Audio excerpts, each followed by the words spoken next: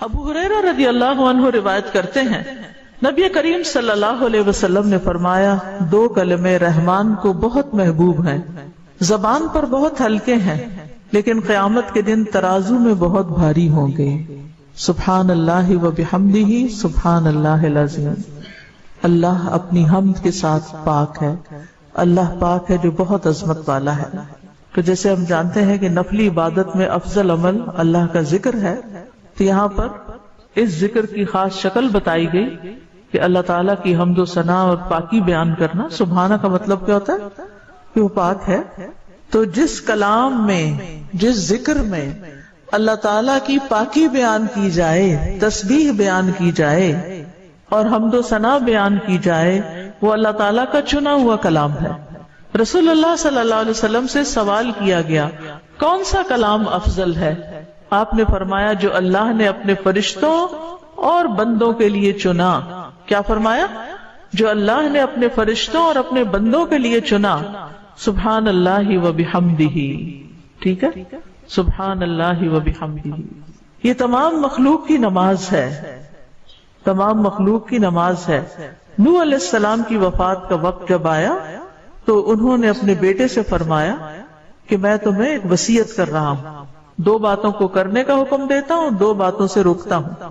اور دو کرنے کے جو کام بتائے اس میں سے ایک لا الہ الا اللہ کا اقرار، کہ اگر ساتوں آسمان اور ساتوں زمینوں کو ترازو کے ایک پلڑے میں رکھ دیا جائے اور لا الہ الا اللہ کو دوسرے پلڑے میں، تو لا الہ الا اللہ والا پلڑا جھک جائے گا، اور اگر ساتوں آسمان اور ساتوں زمینیں ایک بند کڑے کی شکل اختیار کر لیں تو لا الہ الا اللہ اس کو بھی توڑ دے گا۔ اتنی طاقت ہے اس کلام کے اندر۔ اور دوسرا یہ کہ سبحان اللہ و بحمدہ کا ورد کرتے رہنا، کیونکہ یہ ہر چیز کی نماز ہے اور اس کے ذریعے مخلوق کو رزق ملتا ہے۔ اور میں تمہیں شرک اور تکبر سے منع کرتا ہوں، یہ دو منع کرنے والی چیزیں۔ اسی طرح ان کلمات کو اگر کوئی 100 دفعہ دن میں پڑھے تو اس کے گناہ مٹ جاتے ہیں، گناہ جھڑ جاتے ہیں، چاہے سمندر کی جھاگ کے برابر ہی کیوں نہ ہو۔ پھر اسی طرح ایک اور حدیث میں آتا ہے سنن ترمذی کی، جو شخص سبحان اللہ العظیم و بحمدہ کہتا ہے اس کے لیے جنت میں کھجور کا ایک درخت لگا دیا جاتا ہے، صرف ایک دفعہ کہنے سے۔ کہہ لیجیے سبحان اللہ العظیم و بحمدہ۔ اللہ کے راستے میں سونا خرچ کرنے سے بہتر ہے۔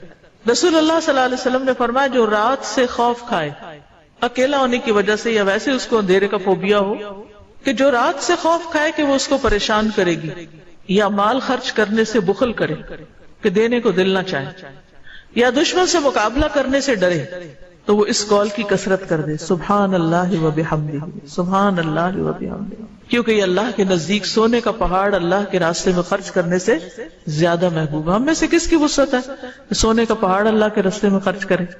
نہیں کر سکتے۔ تو اس لیے اس کلمے کو ہی زیادہ سے زیادہ پڑھ لینا چاہیے۔ اسی طرح سبحان اللہ، لا الہ الا اللہ، الحمدللہ، یہ کلمات عرش کے ارد گرد چکر لگاتے ہیں اور ان کی بھنبھناہٹ ہوتی ہے شہد کی مکھیوں کی بھنبھناہٹ کی طرح، اور وہ اپنے ذکر کرنے والے کی اللہ کے ہاں یاد دلاتے ہیں۔ تو آپ نے فرمایا کیا تم میں سے کوئی یہ پسند نہیں کرتا کہ اس کے لیے کوئی ایسا ہو جو ہمیشہ اللہ کے ہاں اس کی یاد دلائی جاتے رہے؟ یعنی کوئی ایسا طریقہ ہو کہ ہمیشہ عرش کے ارد گرد آپ کا ذکر ہوتا رہے۔ قیامت کے دن بھی انسان کا بچاؤ کریں گے، یعنی جہنم سے بچانے کے لیے سبحان اللہ والحمد للہ ولا الہ الا اللہ واللہ اکبر۔ پھر اہل جنت کا ذکر کیا ہوگا؟ ان کے سانس کے ساتھ ان کو تسبیح و تحمید سکھا دی جائے گی کہ بولنا بھی نہیں پڑے گا، سانس لیں گے اور سانس کے ساتھ اللہ کا ذکر جاری ہو جائے گا۔